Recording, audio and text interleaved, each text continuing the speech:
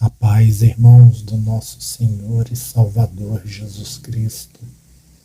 Tudo bem com vocês? Hoje eu gostaria de trazer um estudo sobre a parábola das 10 virgens. Porém, nesse estudo que eu gostaria de trazer, eu queria falar com os irmãos sobre a parábola na sua essência. Aquilo que se passava na mente do Senhor quando ele formou a parábola. Pois, como disse o apóstolo Paulo, quem conheceu a mente do Senhor que o possa instruir? Nós, porém, temos a mente de Cristo. O Espírito do Senhor que habita em nós faz com que a mente do Senhor seja conhecida em nós. Isso pela sua palavra.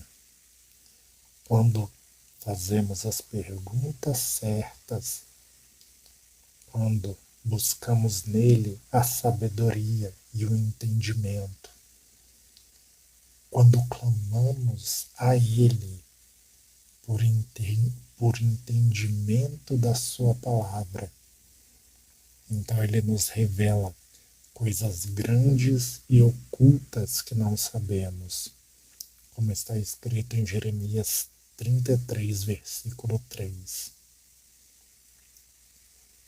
Por isso, meus irmãos, se nós fizermos perguntas na parábola das 10 virgens, nós vamos entender de que modo o Senhor ele formou aquela parábola e o que se passava na mente dele. Uma pergunta que temos que fazer é: por que 10 virgens? O que o Senhor estava querendo nos dizer com isso? Ele poderia ter falado 5, 7, ele poderia ter usado qualquer número, mas ele usou o número 10, 10 virgens. Também nós podemos nos perguntar o porquê o grito à meia-noite e quem deu o grito à meia-noite. Quando nós entendemos as respostas para estas perguntas, nós conseguimos entender a essência da parábola.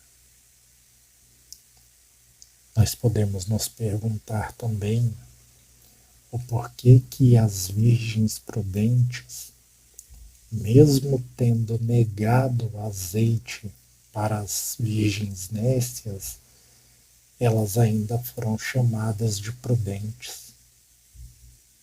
Veja que elas negaram o azeite. E quando nós entendemos a palavra, nós entendemos que o azeite não representa somente o Espírito, mas representa também a própria palavra de Deus. Porque é o azeite é o que acende a chama. E nós temos por representação da chama o Espírito e por representação do azeite a palavra, que vai acender a chama do Espírito em nós.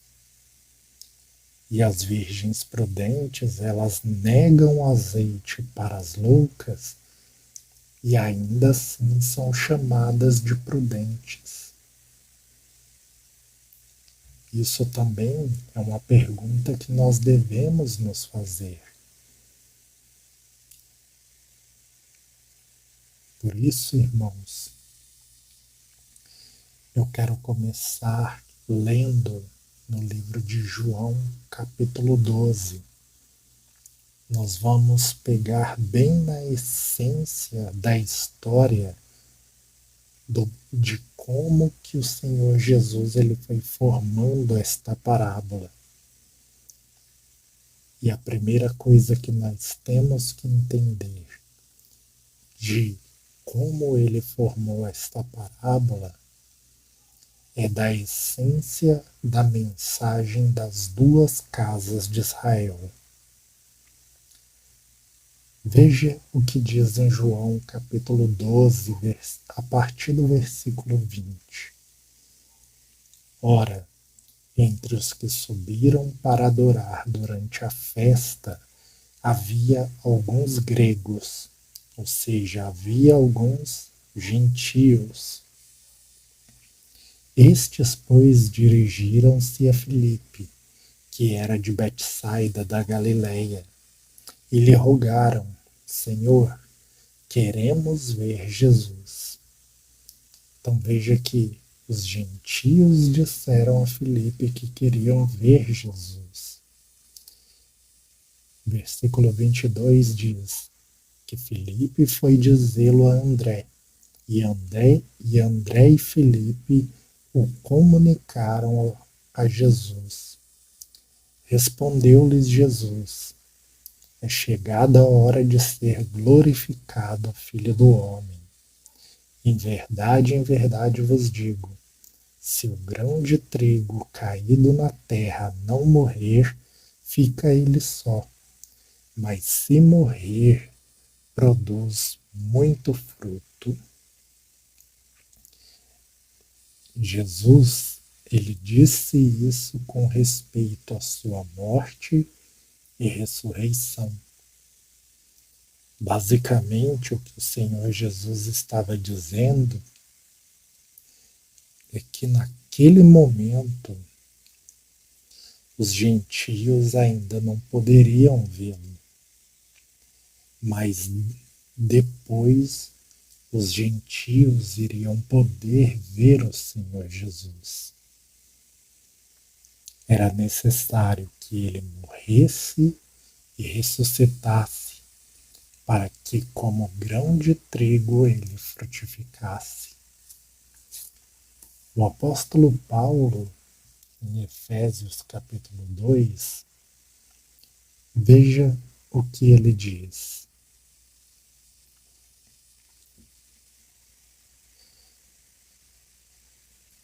Efésios capítulo 2, o apóstolo Paulo, ele diz assim no versículo 1: Ele vos deu vida, estando vós mortos nos vossos delitos e pecados, nos quais andastes outrora, segundo o curso deste mundo, segundo o príncipe da potestade do ar, do espírito que agora atua nos filhos da desobediência, entre os quais também todos nós andávamos outrora, segundo as inclinações da carne, fazendo a vontade da carne dos pensamentos. E éramos por natureza filhos da ira, como também os demais. Mas Deus, sendo rico em misericórdia por causa do grande amor com que nos amou, estando nós mortos em nossos delitos, nos deu vida juntamente com Cristo. Pela graça sois salvos. E juntamente com ele nos ressuscitou e nos fez assentar nos lugares celestiais em Cristo Jesus. Esta mensagem que o apóstolo Paulo ele traz para a igreja em Éfeso, ela se encontra no livro de Oséias. Porque veja que Paulo ele diz que nós estávamos mortos em delitos e pecados, e ele nos deu vida juntamente com Cristo, e nos ressuscitou para assentar-nos nos lugares celestiais. Eu vou ler a parte de Oséias 5, a partir do versículo 14, para que os irmãos possam entender melhor a mensagem e o mistério ao qual Paulo estava revelando para a igreja. Oséias 5,14 diz assim: porque para Efraim serei como um leão, e como um leãozinho para a casa de Judá. Eu, eu mesmo os despedaçarei, ir-me-ei embora, arrebatá-los-ei e não haverá quem os livre. Irei e voltarei para o meu lugar, até que se reconheçam culpados e busquem a minha face. Veja aqui. Irei e voltarei para o meu lugar. O Senhor Jesus ele estava falando da sua primeira vinda como homem e que ele iria morrer, ressuscitar e ascender aos céus novamente, até que o povo se reconhecesse culpado e buscasse a face dele. E pode ver que foi isso que aconteceu depois da morte e ressurreição de Jesus, lá em Atos, no capítulo 1. O Senhor Jesus ele ascendeu aos céus novamente. Então veja, irei e voltarei para o meu lugar, até que se reconheçam culpados e busquem a minha face, estando eles angustiados. Então aqui já faz uma referência à grande tribulação. Cedo me buscarão dizendo.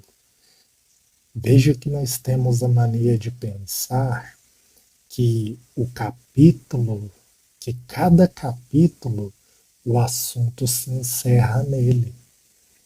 Mas a palavra de Deus não é assim.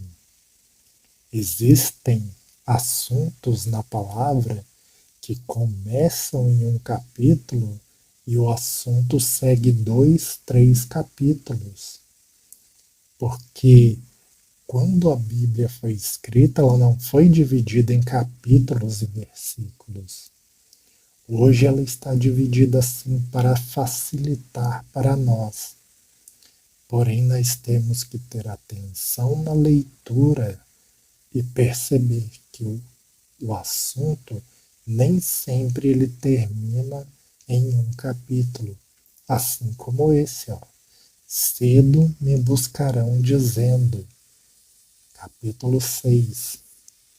Vinde e tornemos para o Senhor, porque ele nos despedaçou e nos sarará, fez a ferida e a ligará. Depois de 2 dias nos revigorará, e ao terceiro dia nos levantará e viveremos diante dele. Então veja aqui.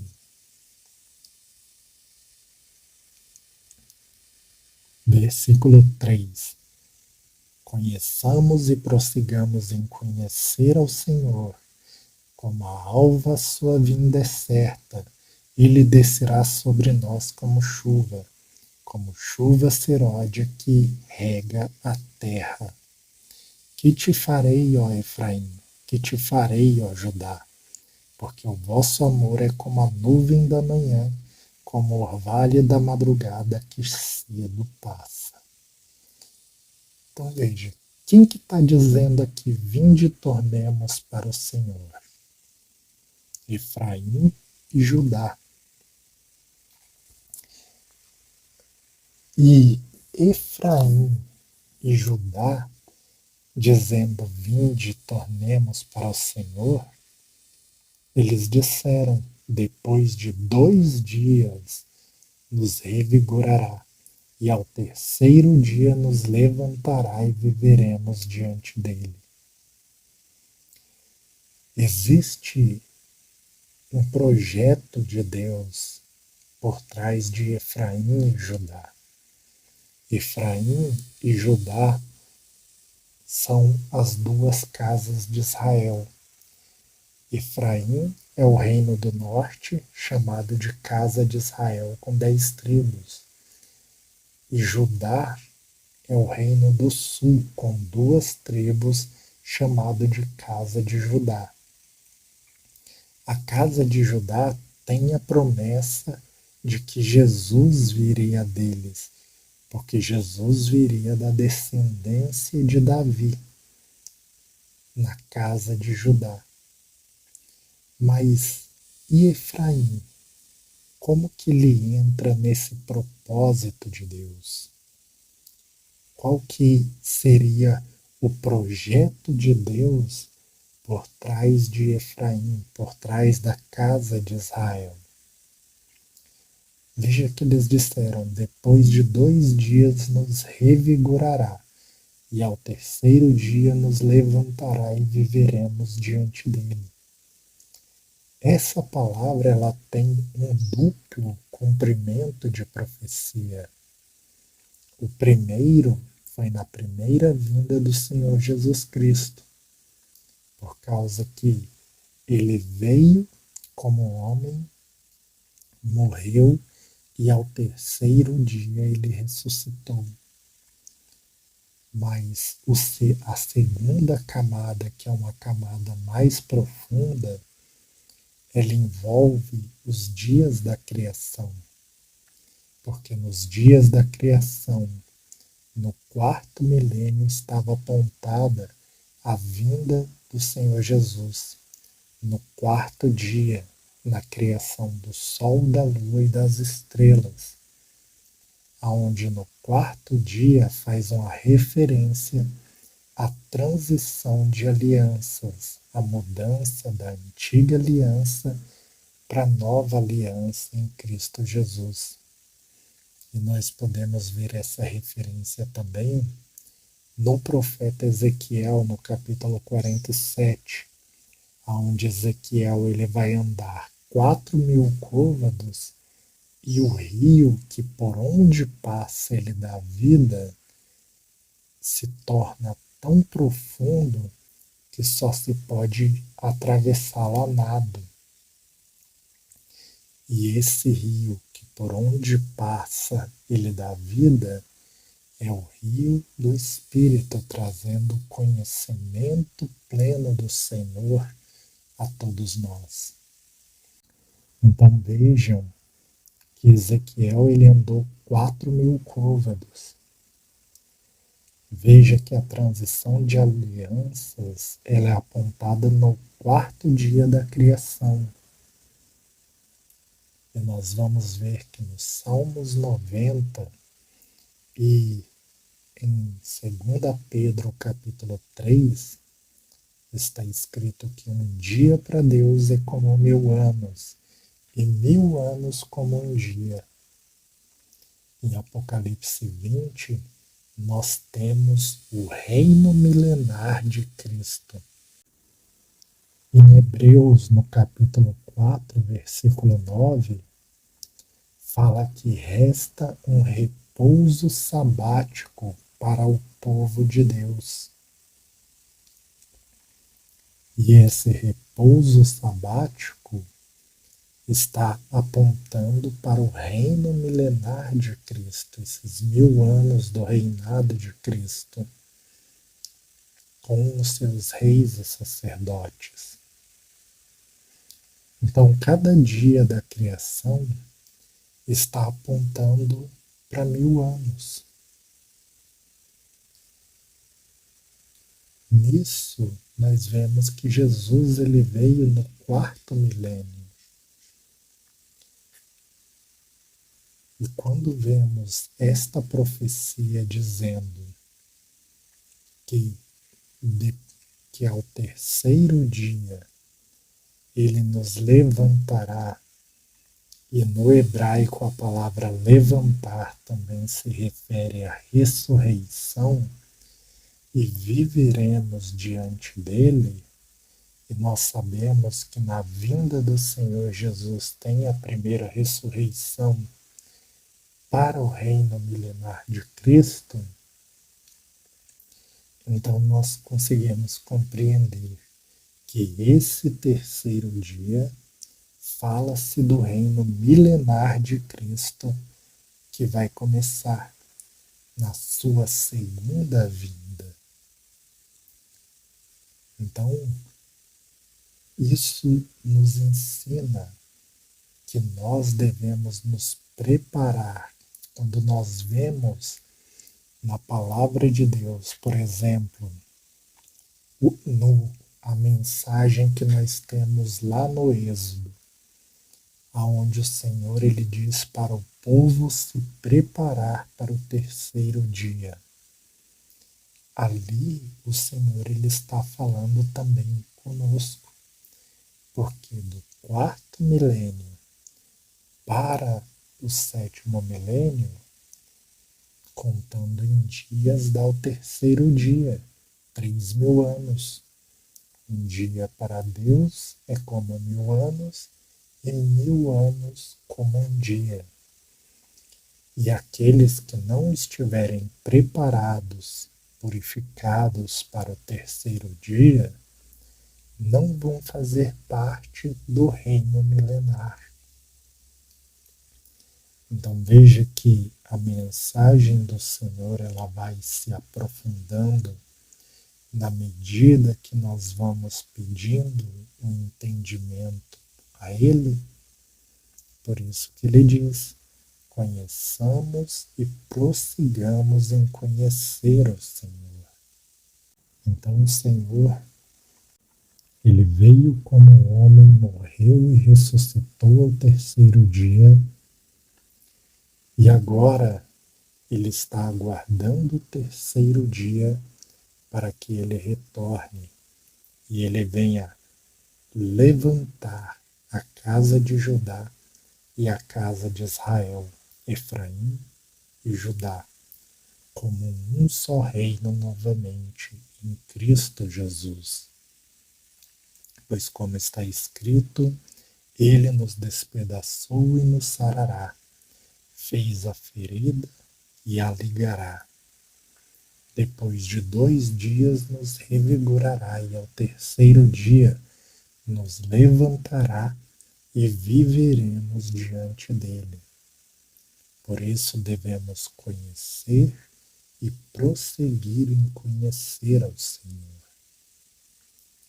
Então, a casa de Israel no tempo de Davi, ela era um só reino, mas depois ela se dividiu em 2 reinos por causa da idolatria de Salomão. E tudo isso já tinha um propósito pela parte do Senhor. Não que Deus projetou a idolatria de Salomão, mas quando Deus dividiu Israel em 2 casas, era por causa de um propósito que já existia. O Senhor, ele disse a Jacó: "Sê frutífero e multiplica. Sê frutífero e multiplica-te. Uma nação e uma multidão de nações procederão de ti." Uma nação é Israel e uma multidão de nações são os gentios. Jacó, em Gênesis 48, versículo 19, quando ele estava já com os olhos escurecidos por causa da sua idade, e ele estava abençoando seus filhos, porque a sua morte estava próxima, ele então chama José e seus filhos para os abençoar.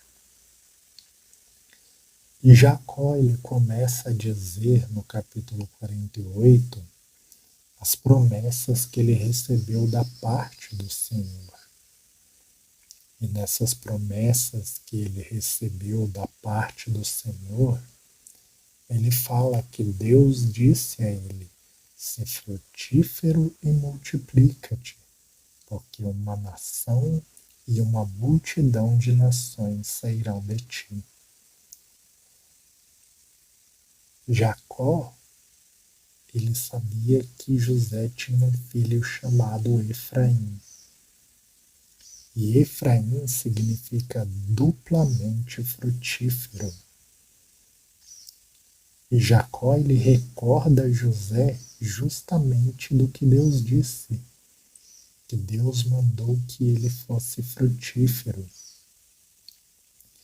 Jacó, então, quando vai abençoar os filhos de José, ele coloca a mão direita sobre a cabeça de Efraim e a mão esquerda sobre a cabeça de Manassés. Só que Manassés era o primogênito. Isso pareceu mal aos olhos de José, e José ele quis trocar a mão de seu pai, porque ele pensou que pelo seu pai não estar enxergando bem, que o pai dele tinha trocado por engano as mãos de cabeça. Porém, veja o que Jacó responde no versículo 19. Mas seu pai o recusou e disse: Eu sei, meu filho, eu o sei. Então vem, Jacó ele estava cego, ele trocou as mãos na cabeça de Efraim e Manassés, colocando a mão direita sobre a cabeça de Efraim. José quis trocar as mãos dele de cabeça, pensando que ele tinha feito isso por engano, mas ele falou: Eu sei. Ou seja, o Espírito do Senhor estava guiando Jacó no que ele estava fazendo. E aí ele fala sobre Manassés. Ele também será um povo, também ele será grande. Contudo, seu irmão menor, que é Efraim, será maior do que ele, e a sua descendência será uma multidão de nações. Quando eu aperto aqui na palavra multidão, para ver nos números strongs, aparece aqui a palavra melo. E aqui aparece plenitude, aquilo que preenche, a totalidade. Então vê, plenitude foi traduzido como multidão na nossa Bíblia. Mas se fosse olhar a forma correta de se traduzir, essa seria a palavra. E aqui a palavra nações, a palavra goi, que vai aparecer como nação ou povo, normalmente referindo-se a não-judeus. Então, gentios, plenitude dos gentios. Essa seria uma tradução mais exata e mais correta, e até mesmo mais fácil de entendermos, porque traria mais revelação para nós. Por que que traria mais revelação para nós? Paulo ele era conhecedor das Escrituras. E quando ele vai escrever a sua carta aos Romanos, no capítulo 11, versículo 25, ele diz assim: Porque não quero, irmãos, que ignoreis este mistério, para que não sejais presumidos em vós mesmos, que veio o endurecimento em parte a Israel, até que haja entrado a plenitude dos gentios. E assim todo Israel será salvo, como está escrito: virá de Sião o libertador, e ele apartará de Jacó as impiedades. Então veja, Paulo ele diz: não quero, porque não quero que sejais presumidos em vós mesmos, eu vos digo um mistério. Então Paulo ele revela um mistério para a igreja. E esse mistério é que o endurecimento ele veio em parte sobre Israel pela própria dureza do coração de Israel, até que a plenitude dos gentios haja entrado. E pela profecia de Jacó, quem que era a plenitude dos gentios? Efraim. Então vê que Oséias ele profetiza que Efraim e Judá receberiam vida através de Cristo, como o apóstolo Paulo ele fala lá em Efésios, que estando nós mortos em delitos e pecados, vós recebestes vida através de Cristo. Pela graça sois salvos. E juntamente com Ele, nos ressuscitou e nos fez assentar nos lugares celestiais. Indo para o versículo 11, veja o que Paulo vai dizer ainda. Portanto, lembrai-vos de que outrora vós, gentios na carne, chamados incircuncisão por aqueles que se intitulam circuncisos na carne, por mãos humanas, naquele tempo estáveis sem Cristo, separados da comunidade de Israel, ou seja, estavam separados da casa de Israel, porque estavam sem Cristo, e estranhos às alianças da promessa, não tendo esperança sem Deus no mundo. Mas agora em Cristo, vós que estáveis longe, fostes aproximados pelo seu sangue. Então vê, agora os gentios em Cristo Jesus, eles fazem parte da casa de Israel, eles fazem parte das alianças da promessa, e agora eles têm esperança e têm Deus no mundo. Quando nós vamos para o capítulo 3 de Efésios, veja o que o apóstolo Paulo vai dizer.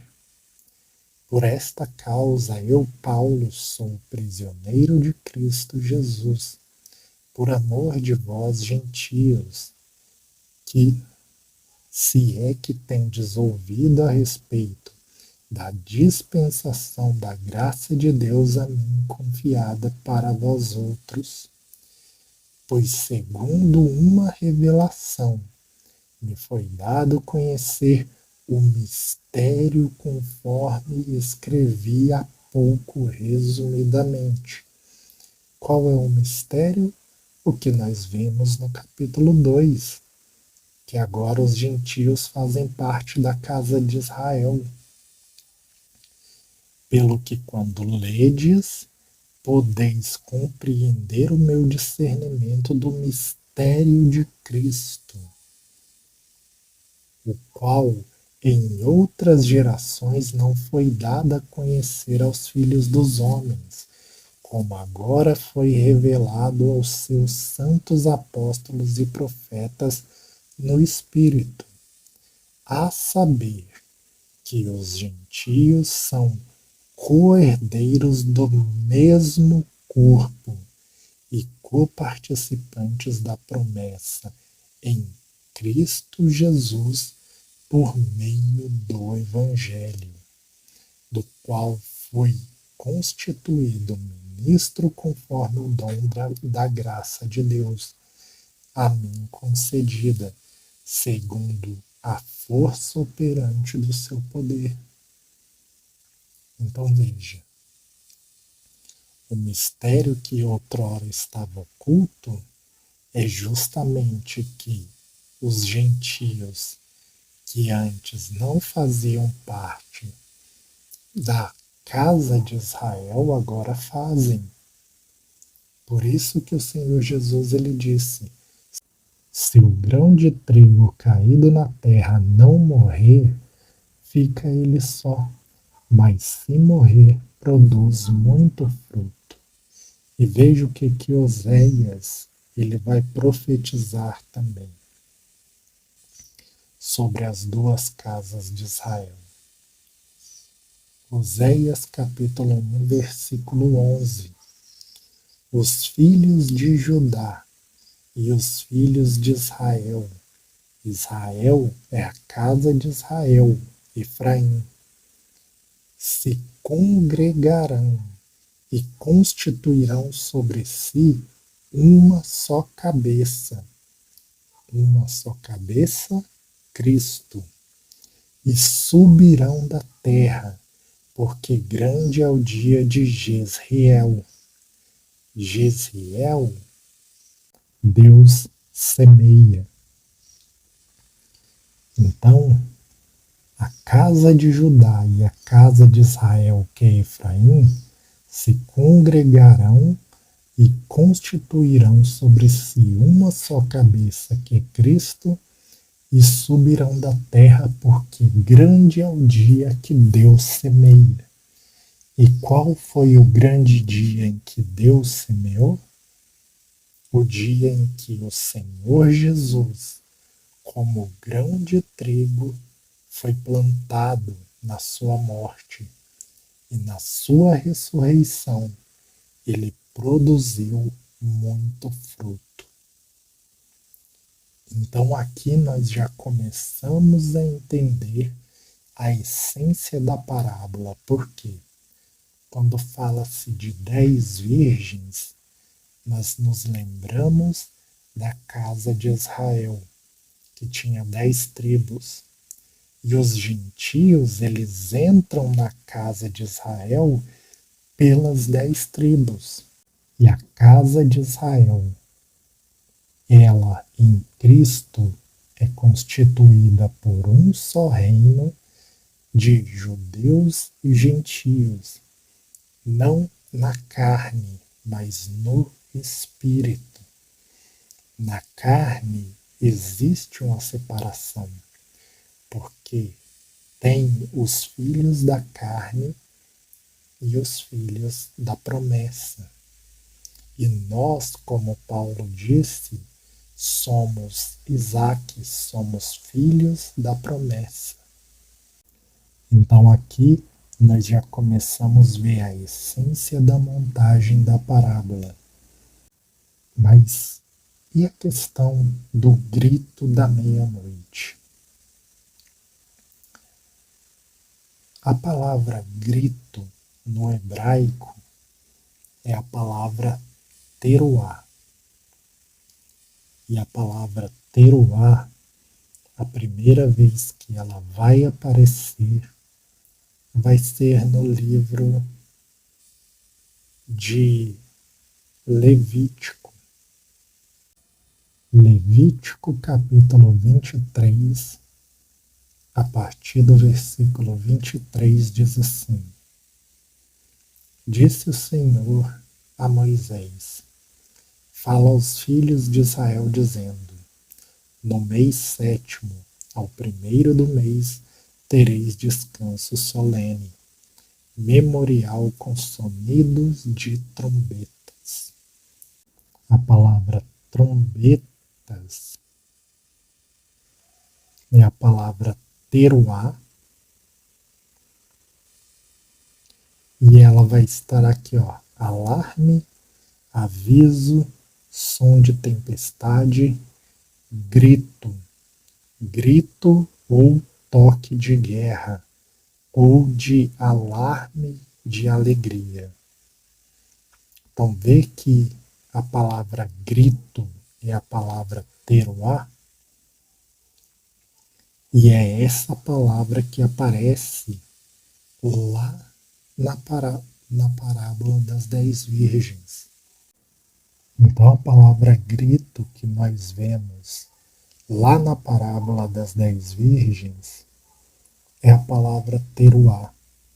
e ela está relacionada com a festa das trombetas. Mas talvez você se pergunte o que isso tem a ver com a parábola das 10 virgens. A palavra festas, aqui no livro de Levítico, é a palavra moed, que é tempo determinado. Isso quer dizer o quê?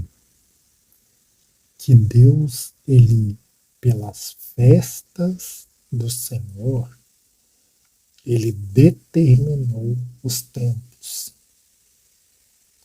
E como que nós podemos entender isso? Olha o que está escrito aqui em Levítico sobre a Páscoa.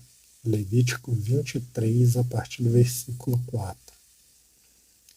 São estas as festas fixas do Senhor, as santas convocações que proclamareis no seu tempo determinado.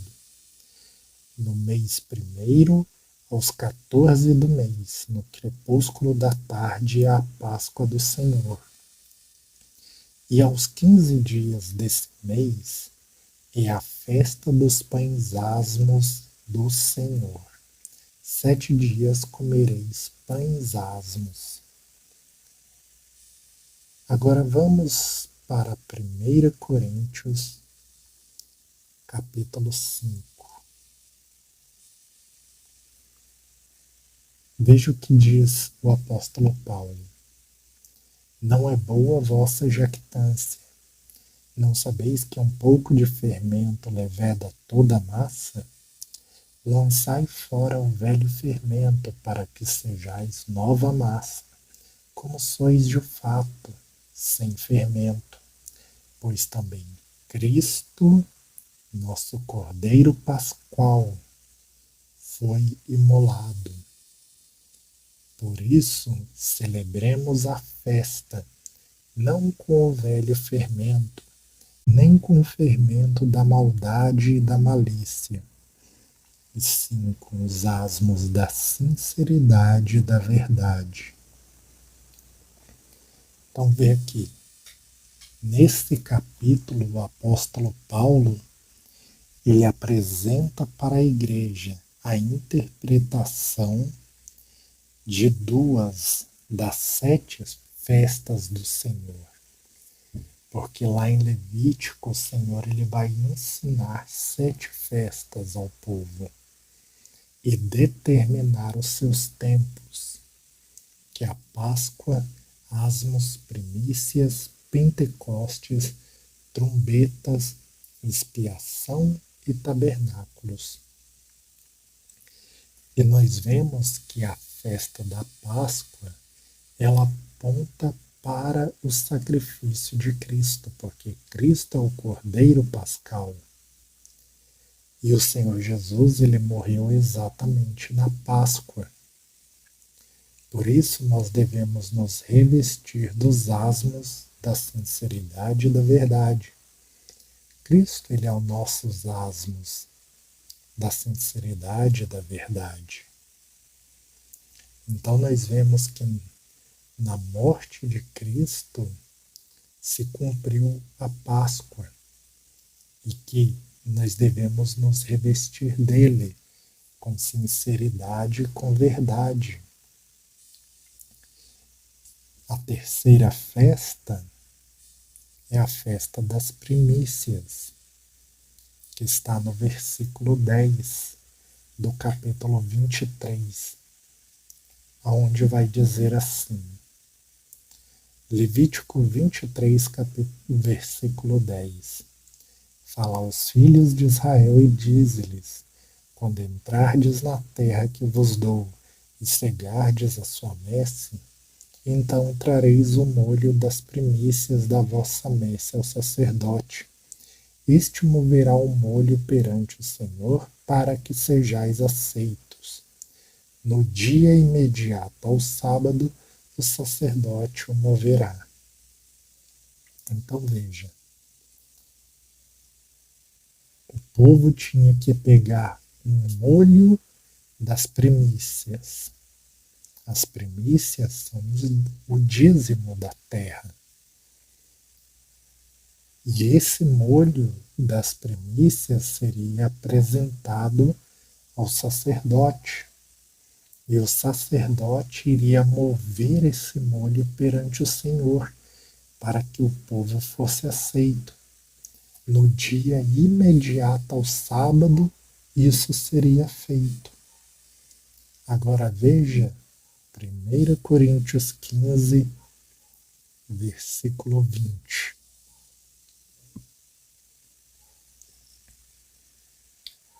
1 Coríntios 15, versículo 20, o apóstolo Paulo diz assim: mas de fato Cristo ressuscitou dentre os mortos, sendo ele as primícias dos que dormem. Então viram, irmãos, quem foi esse feixe das primícias movido perante o Senhor para que nós fôssemos aceitos? Lembra que o Senhor Jesus, ele foi plantado como grão de trigo no grande dia em que Deus semeia?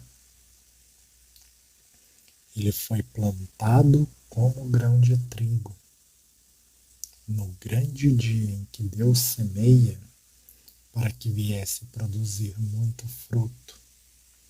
E ele foi colhido como esse feixe das primícias, como esse feixe dos dízimos, movido perante o Senhor, para que nós fôssemos aceitos.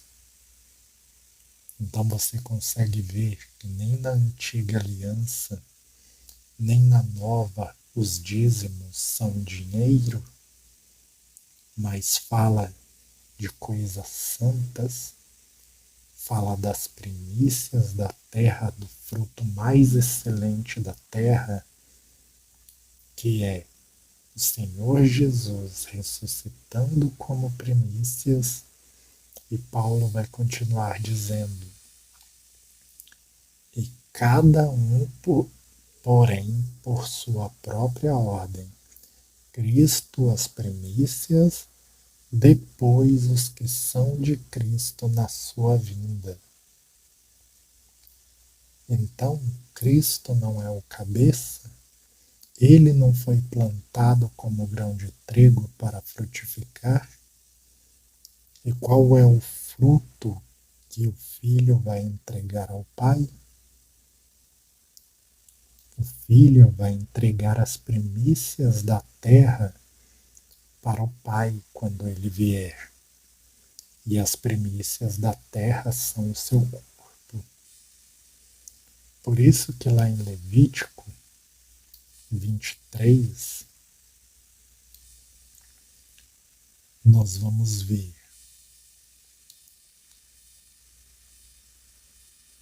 dizendo assim: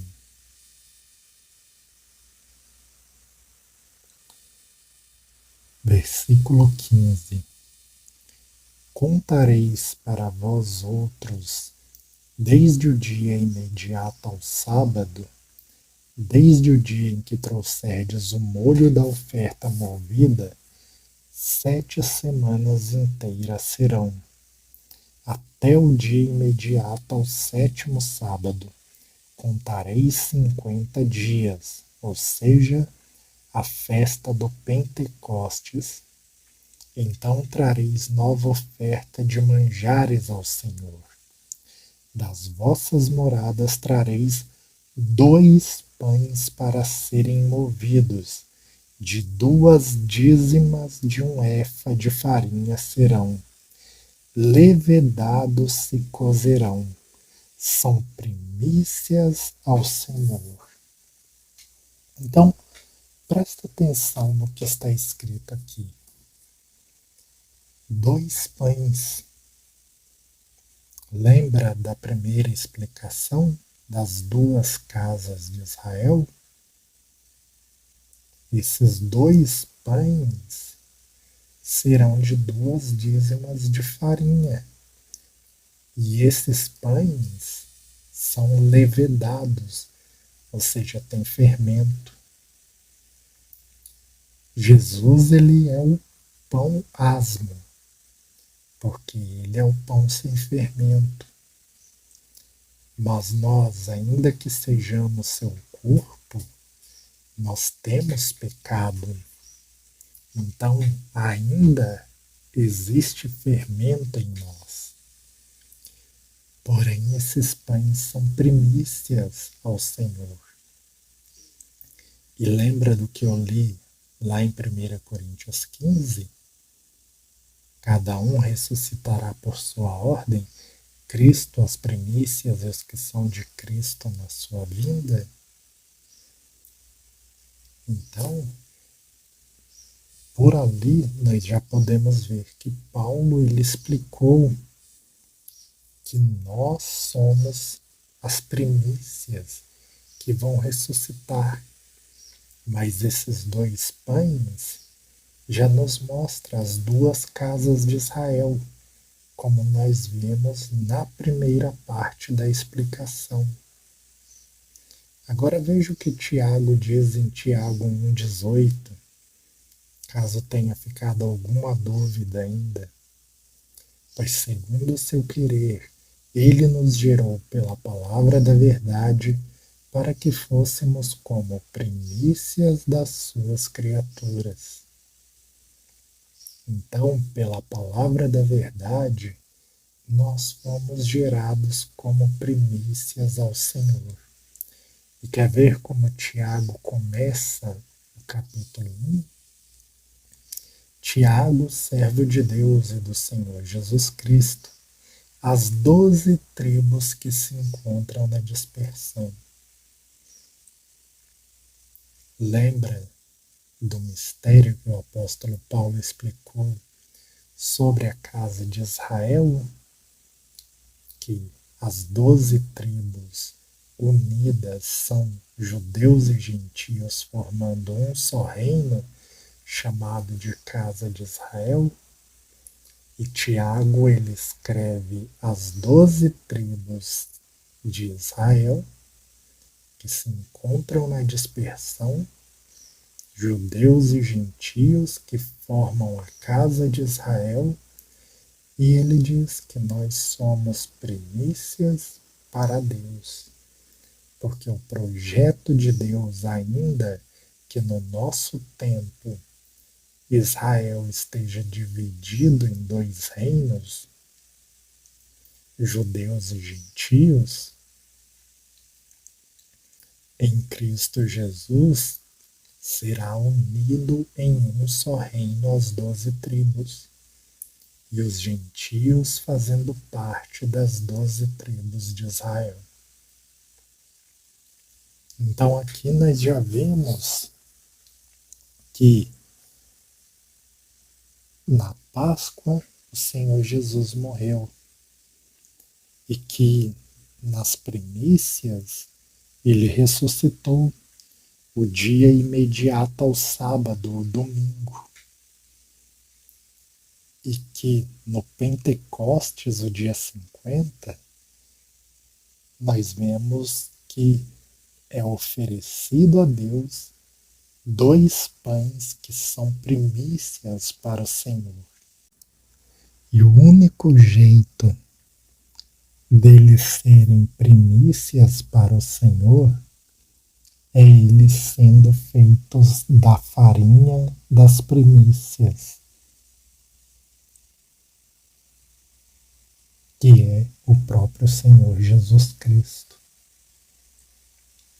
Assim como está escrito, que eles serão feitos de 2 dízimas de um efa de farinha.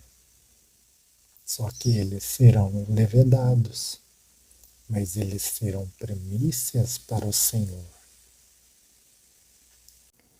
Então nós vimos que o Senhor Jesus, ele morreu na Páscoa, ele ressuscitou nas primícias, no dia imediato ao sábado, no domingo. No Pentecostes, ele derramou o Espírito Santo. para que nós, as duas casas de Israel, pudéssemos ser como primícias das suas criaturas. E nós vemos o Pentecostes se cumprindo tanto em Atos 2, como o efeito do Pentecoste com os dons explicados pelo apóstolo Paulo em 1 Coríntios, do 12 ao 14. Porém, quando nós vemos a parte da festa das trombetas, da expiação e dos tabernáculos, então nós vemos que essas três festas ainda não se cumpriram. Que essas três festas, elas faltam se cumprir.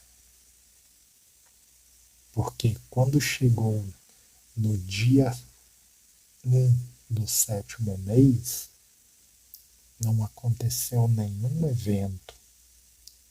Embora hoje nós estejamos tocando trombeta, não aconteceu algum evento diferente. Por isso, nós vemos que a festa das trombetas ainda não se cumpriu. Jesus, ele fez expiação por nós na cruz, mas nós ainda pecamos. Então a expiação não foi completa, de modo que não tenhamos mais pecados.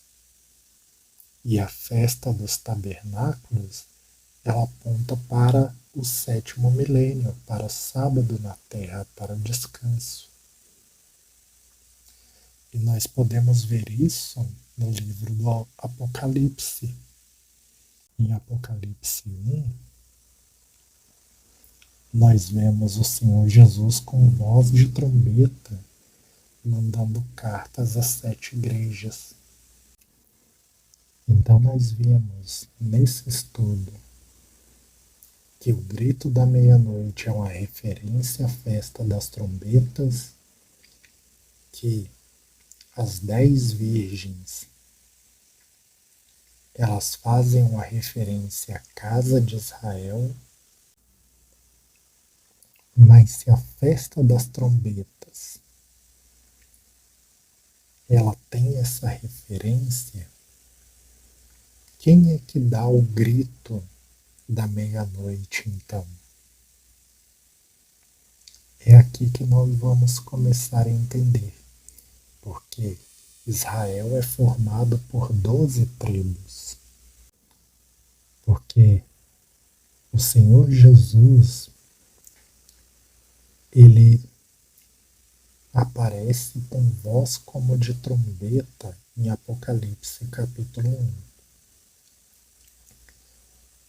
E na voz como de trombeta ele fala o nome de 7 igrejas.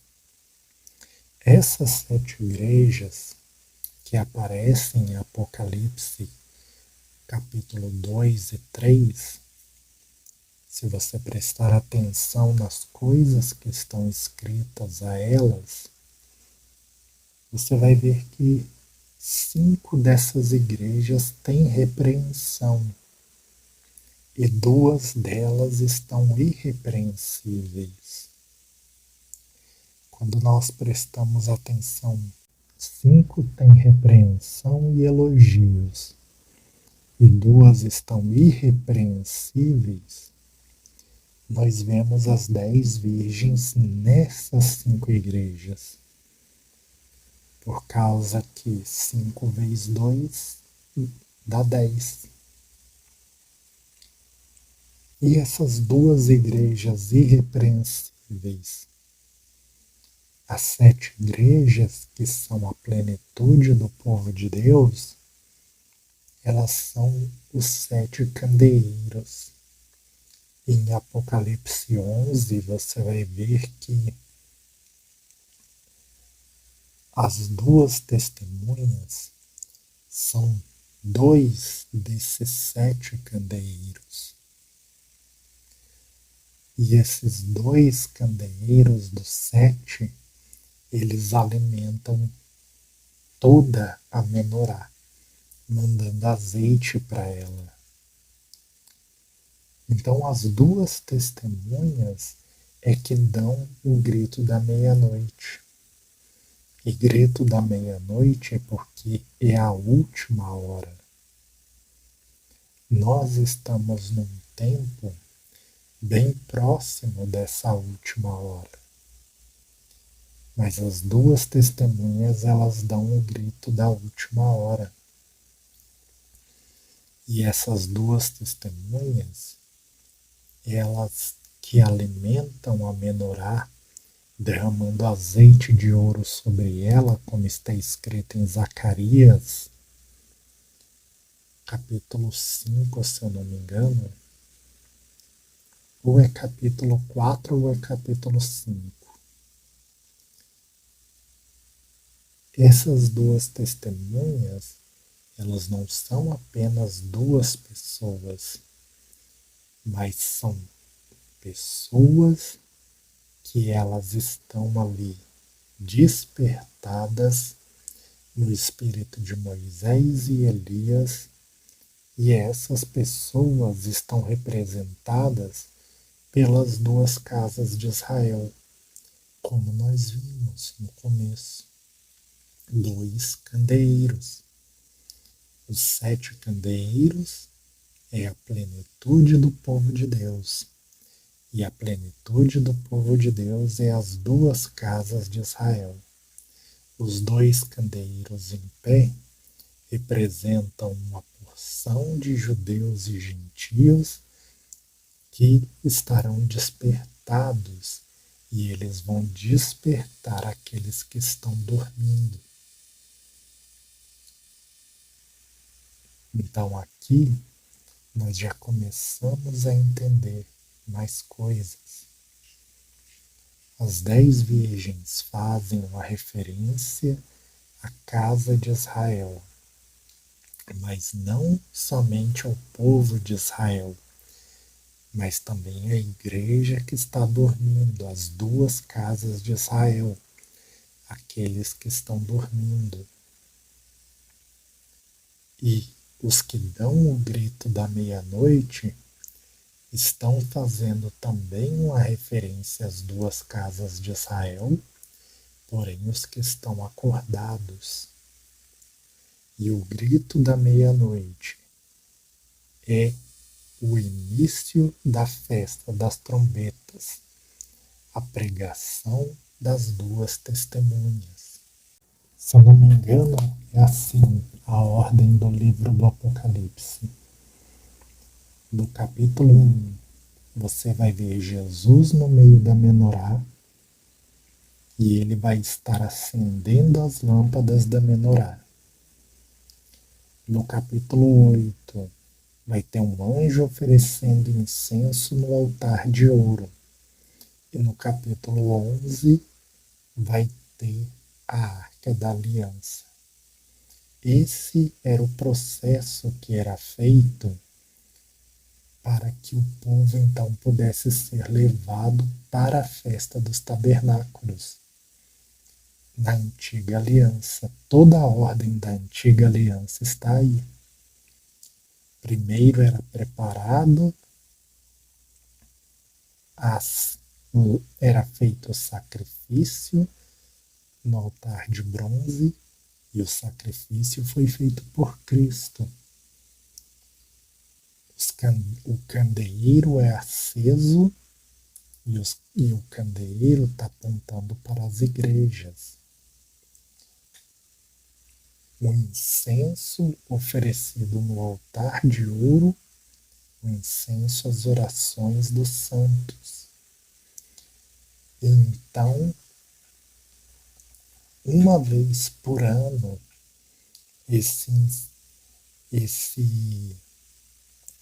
o sumo sacerdote entrava no Santo dos Santos, onde estava a Arca da Aliança, para fazer a expiação, para que o povo purificado de seus pecados entrasse na festa dos tabernáculos. Quando nós entendemos esta ordem e vemos que o livro do Apocalipse está apontando esta ordem para nós, aqui já se elimina o arrebatamento antes da grande tribulação.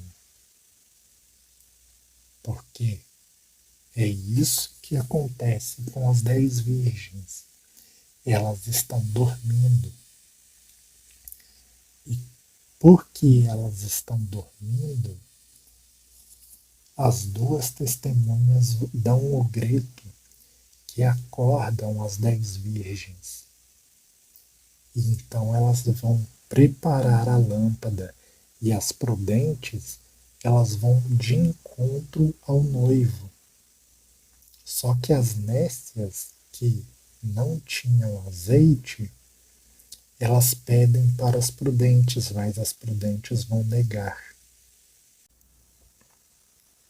Quando nós vemos que as prudentes negam azeite para as nécias, se torna algo que a pessoa pensa, nossa, mas elas negaram azeite, sendo que o azeite é a palavra. Mas veja o porquê que elas negaram azeite. Quando o Senhor Jesus ele manda as cartas às 7 igrejas, ele vai dizer assim às igrejas, fazendo elogios e repreensões. Ele vai dizer algumas delas, por exemplo, a igreja de Tiatira. Você aceita os ensinos de Jezabel. Jezabel é uma referência à Babilônia. E a Babilônia é uma referência ao império do anticristo. E o império do anticristo tem tanto sistema político como um sistema religioso. Um sistema deturpado do evangelho. Nessa mesma carta é dito que eles sustentam a doutrina de Balaão. Balaão é um falso profeta que, pela sedução das riquezas, ele se desviou dos caminhos do Senhor. E ainda diz que eles sustentavam a doutrina dos nicolaítas. E na primeira carta, que é a igreja de Éfeso, o Senhor Jesus disse que odiava a doutrina dos nicolaítas. Então vê que o Senhor ele está repreendendo o povo por sustentar doutrinas de falsos profetas. E ele está chamando esse povo ao arrependimento. Essas virgens, que é dito a elas, vão e compra azeite de quem vende, você acha que quando está dizendo lá, tenho contra ti que vocês sustentam a doutrina desses falsos profetas, você acha que um falso profeta, ele dá um azeite ou ele vende? Ele vende um azeite falsificado. E essas virgens nécias, elas estavam acostumadas a comprar azeite, sustentar essas doutrinas. Por isso que no Apocalipse, como na mensagem que eu postei esses dias de não ser cúmplice dos pecados da Babilônia, eu disse, retirai-vos dela, povo meu. Essa é a mensagem do Senhor, porque não devemos nos fazer cúmplices de falsas doutrinas, de falsos ensinos, porque estaremos sustentando doutrina de Balaão, doutrina dos nicolaítas, doutrina de Jezabel, se nós não tivermos discernimento de espírito para entender qual que é a doutrina correta do Senhor. Então, quando o Senhor ele vem e aquelas que estão apercebidas entram e a porta é fechada, ali está falando daqueles que vão perder a coroa. Então, a essência da parábola das 10 virgens, a qual o Senhor Jesus nos ensina, é essa. Aqui nós temos, ele está passando uma mensagem para as duas casas de Israel que estão dormindo. Ele está passando uma mensagem que haverá uma porção das duas casas de Israel que está acordada, e essa porção é que vai dar o grito da meia-noite e despertar os que dormem, e aqueles que dormem, os prudentes, vão dar ouvidos ao grito da meia-noite e vão de encontro com o noivo. Mas aqueles que dormiram sem azeite, eles vão atrás daqueles mestres falsos, ao qual eles já estão acostumados a comprar azeite, num tempo onde quem quiser continuar comprando e vendendo precisará aceitar a marca da besta. É por isso que mesmo quando as prudentes elas negam azeite para as loucas, elas são consideradas prudentes ainda, por causa que as loucas elas vão cometer apostasia. Quando uma pessoa ela aceita doutrinas como o pré-tribulacionismo, por exemplo, essa pessoa ela corre um risco muito grande de cometer apostasia nesse tempo, porque essa pessoa ela está se preparando para ser arrebatada. Ela não está se preparando para a batalha.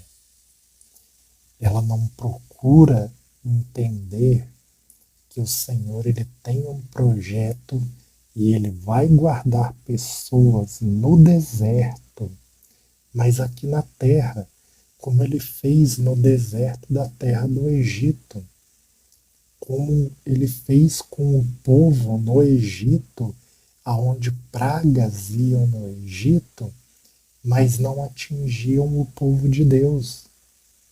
Só que tem homens que pregam o poder de Deus, mas pensam que Deus perdeu esse poder de guardar o seu povo aqui na terra no tempo da grande tribulação.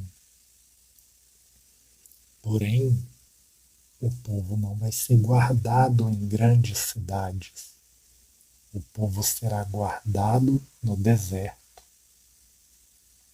O calvinismo, que fala que Jesus já está reinando os 1000 anos, sendo que Jesus ele subiu aos céus há 2000 anos. Jesus já está reinando há 1000 anos, sendo que ele subiu ao céu há 2000 anos. E eles acham coerente isso. Eles dizem que Satanás está preso e que Jesus está reinando.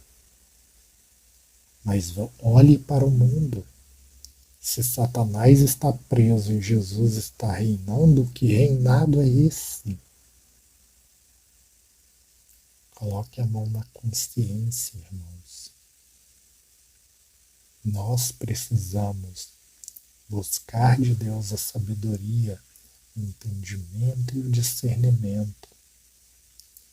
Buscar a santificação, o fortalecimento e nos preparar para a hora da batalha, para que precisemos entregar a nossa vida por Cristo.